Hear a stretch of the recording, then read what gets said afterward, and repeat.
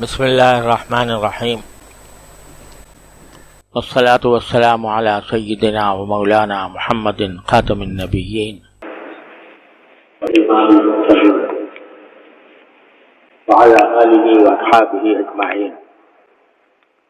وعلى كل من تبعهم بإحسان إلى يوم الدین. اما بعد، میرے عزیز طالب علم ساتھیوں اور معزز مہمانان گرامی رحمۃ اللہ وبرکاتہ، اس وقت ہم سب لوگ ایک انتہائی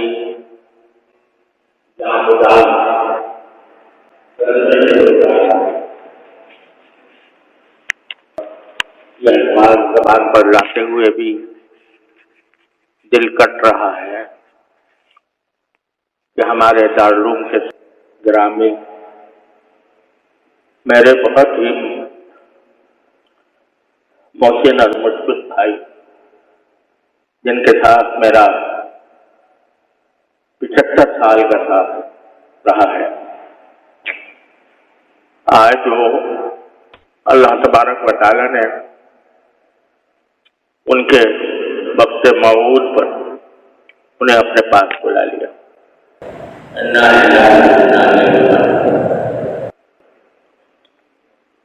اس صدمے کے اظہار کے لیے میرے پاس کوئی ذخیرہ نہیں ہے. ہم سب کے لیے ایک بہت بڑا صدمہ ہے، ایک عظیم سایہ ہمارے سر سے اٹھا ہے.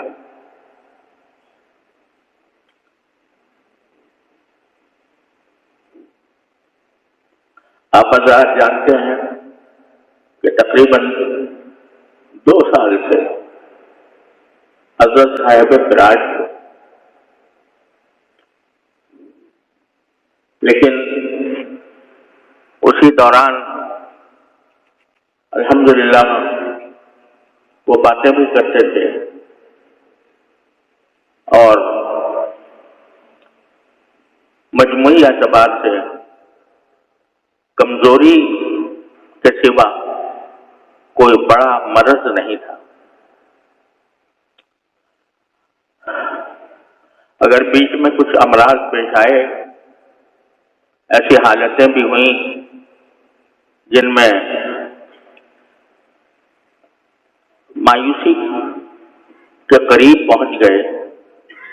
لیکن اللہ تبارک و تعالیٰ نے اپنے فضل و کرم سے انہیں دوبارہ صحت عطا فرمائی، اور ہم اللہ تعالیٰ کے فضل و کرم کے بھروسے پر ان کی عیادت بھی کرتے رہے، ان سے باتیں بھی ہوتی رہیں، اور اب کچھ عرصے سے ان کی جو رپورٹیں ہیں وہ بھی بہت اچھی آ رہی تھیں. ابھی کچھ عرصے پہلے تک ان کے گردے کی تکلیف بڑھ گئی تھی،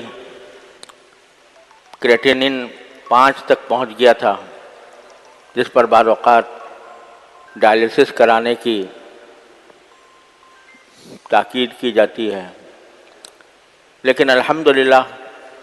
آخری رپورٹ جو اب آئی وہ 100% نارمل تھی، اور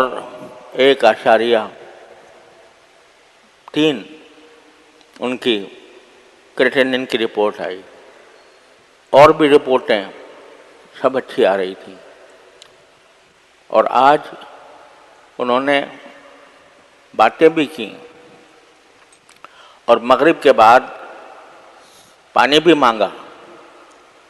پانی بھی پیا، اور تمام حالات تقریباً نارمل جیسے تھے. صرف اتنی بات ہے کہ کمزوری بے انتہا تھی، جس کی وجہ سے غذا ان کو ناک سے دی جا رہی تھی. لیکن اچانک میں عشاء کی نماز کی اذان کے بعد نماز کی تیاری کر رہا تھا کہ اتنے میں مجھے وہاں جو ان کے پاس ان کی تیمارداری کے لیے ماشاءاللہ دن رات اپنے ساتھی لگے ہوئے تھے، ان کی طرف سے پیغام آیا کہ طبیعت بگڑ رہی ہے۔ جا کر میں نے دیکھا تو ان کے سانس کی رفتار، جسے سیچوریشن کہتے ہیں، وہ بہت گر گئی تھی۔ آکسیجن لگائی گئی، پوری آکسیجن لگائی گئی، لیکن وہ کسی طرح قابو میں نہیں آ رہی تھی۔ اور غالب گمان یہ ہے کہ صرف 1 منٹ کا فرق تھا کہ 1 منٹ کے اندر سانس کی رفتار 0 تک پہنچ گئی، اور بظاہر ایسا لگتا ہے کہ شاید دل کا حملہ ہوا، اور اس کے نتیجے میں سانس کی رفتار بھی نیچے چلی گئی۔ تھوڑی دیر تک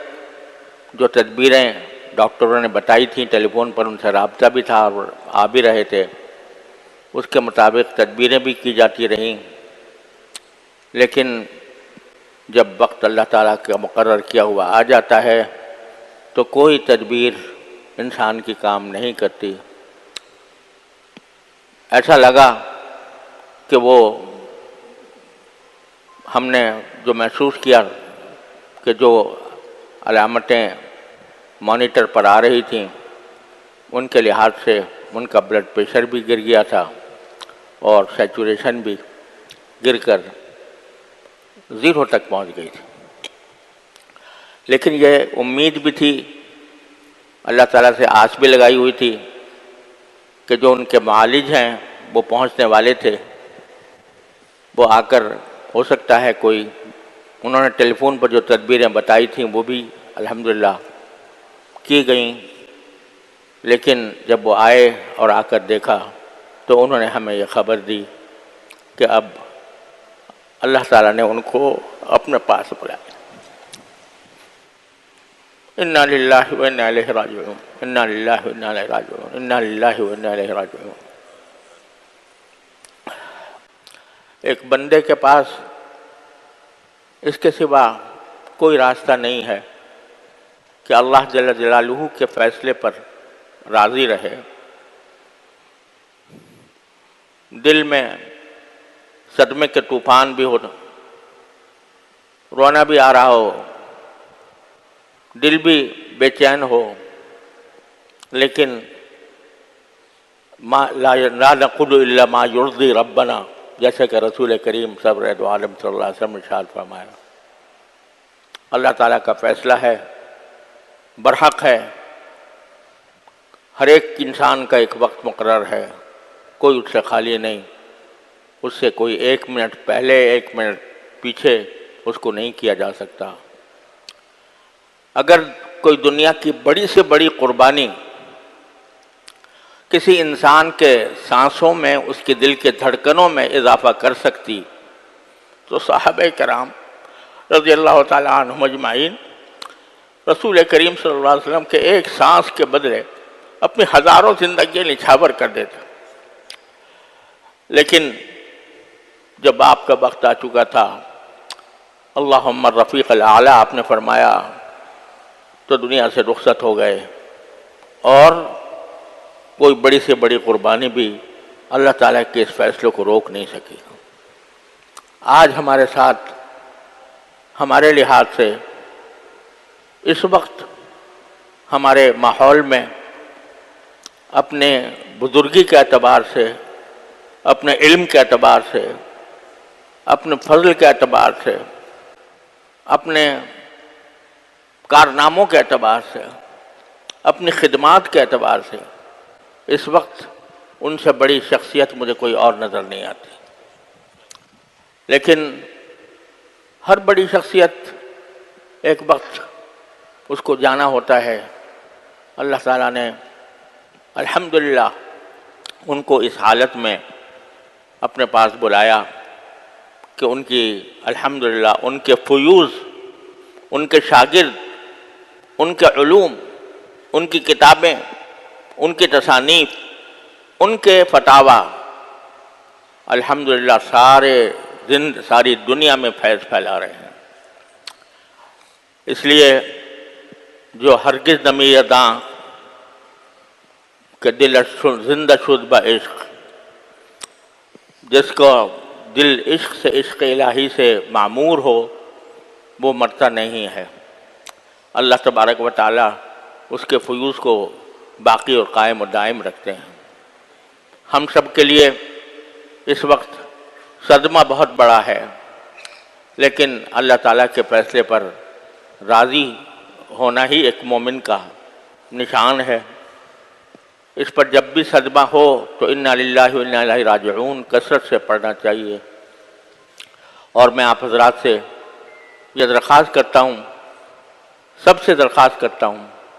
کہ جو وقت ہے اس کو زیادہ سے زیادہ ان کے ایصال ثواب کے لیے خرچ کریں۔ قرآن کریم کی تلاوت کر کے، نفلیں پڑھ کر، ذکر کر کے،